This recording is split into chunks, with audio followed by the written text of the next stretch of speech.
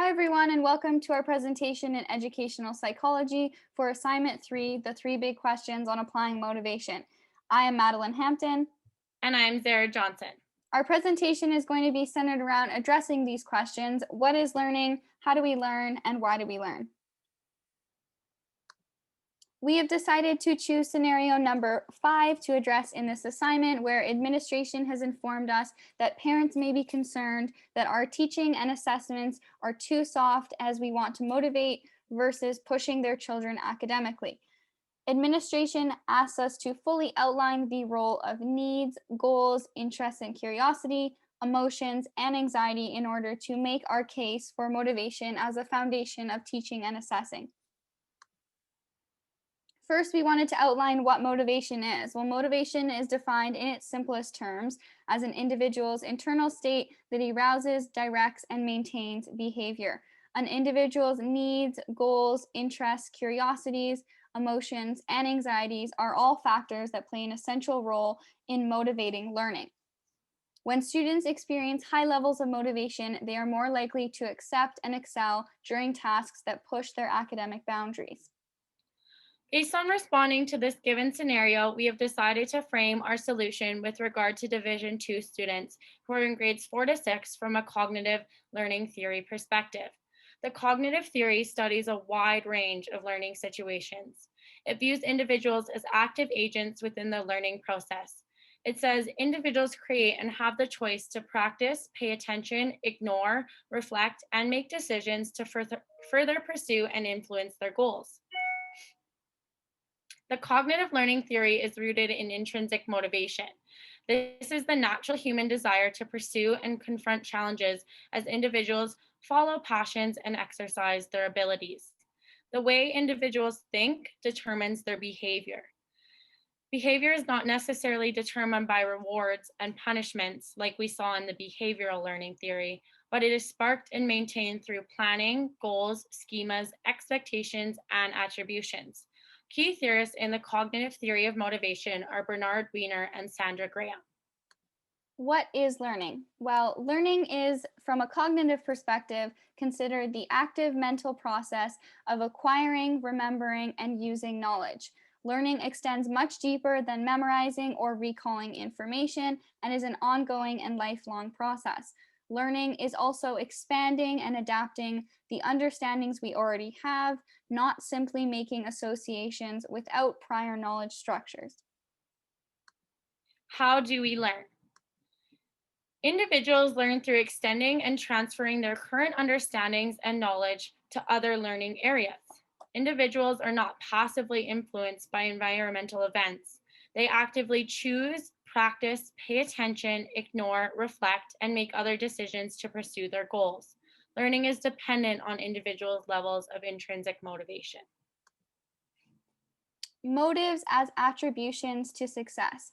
As a common explanation for motivation, we seek to understand our own successes and failures by searching for an explanation. We look to ourselves to answer unexpected circumstances. For example, how did I win that award, or why did I fail my exam? Individuals attribute these circumstances to ability, effort, mood, knowledge, luck, and help in an attempt to understand these successes and failures. We also make attributions of others. We perceive that they may be smarter or more capable than we are. Attribution theories explain how the individual's expectations, justifications, or excuses may influence personal motivation. It is important for students' overall well being to attribute their successes and failures to controllable effort and ability rather than uncontrollable causes. Bernard Wiener was a pioneer for connecting the attribution theory to education. Goals are defined through outlining specific achievement or intentions that individuals work towards accomplishing. Having students set and strive to accomplish SMART goals is an essential component to goal setting. This technique includes setting goals that are specific, measurable, achievable, realistic, and timely. The types of goals that a student set will influence the amount of motivation they have to reach those goals. Goal orientations represent specific patterns that students hold beliefs about that are related specifically to school achievements. Teachers should encourage and assist students with setting and achieving a type of goal called a mastery goal. Mastery goals focus on task mastery, learning, and understanding. With mastery goals, students are not worried about failing. Instead, they focus on the task at hand. Research shows that setting mastery goals adds to individuals' enjoyment, hope, and pride throughout the learning process.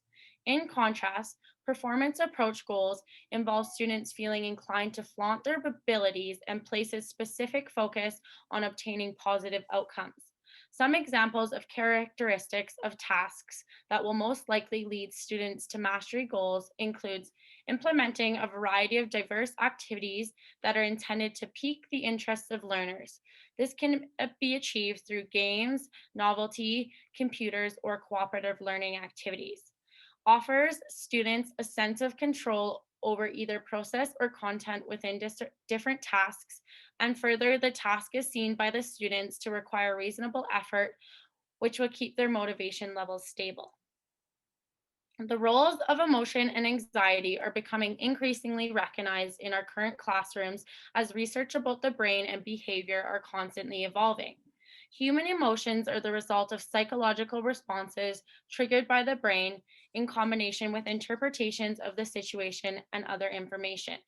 Many brain regions are engaged when emotions are present, such as the amygdala, that plays a key role. This small brain region is responsible for your flight or fight response and can engage large emotional reactions. Humans are more likely to retain information, such as images and readings, remain alert, and engage with material if it provokes an emotional response. Emotions can greatly affect students' learning by adapting brain dopamine levels that influence long term memory and by directing attention to one aspect of a situation. As stated by Ray Perry at the University of Manitoba, emotions can disrupt learning by interfering with working memory space. Why do we learn? Well, we learn because individuals are interested and curious about increasing their knowledge on specific topics. Therefore, curiosity motivates learning. Wanting to acquire knowledge or a specific outcome causes us to change what we know. Curiosity is evoked through an emotional response and is related to individuals wanting to know more about a specific area of interest. Our teaching application. Implementing authentic tasks, problem-based learning. Project-based learning involves a student's learning by doing because the project is the vehicle for simultaneous instruction and application. This method of learning incorporates 21st century skills such as critical thinking, problem-solving skills, and organization.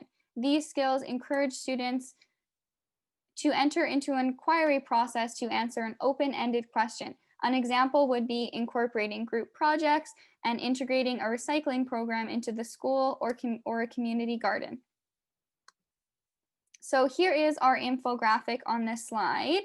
This video is used as a way to dive deeper into the background knowledge, specific psychological theories, and viewpoints of cognitive thinking that contributed to creating this infographic for parents. Thank you everyone for watching, and be sure to check out the full version of our infographic during the gallery walk. Thanks for watching, everyone.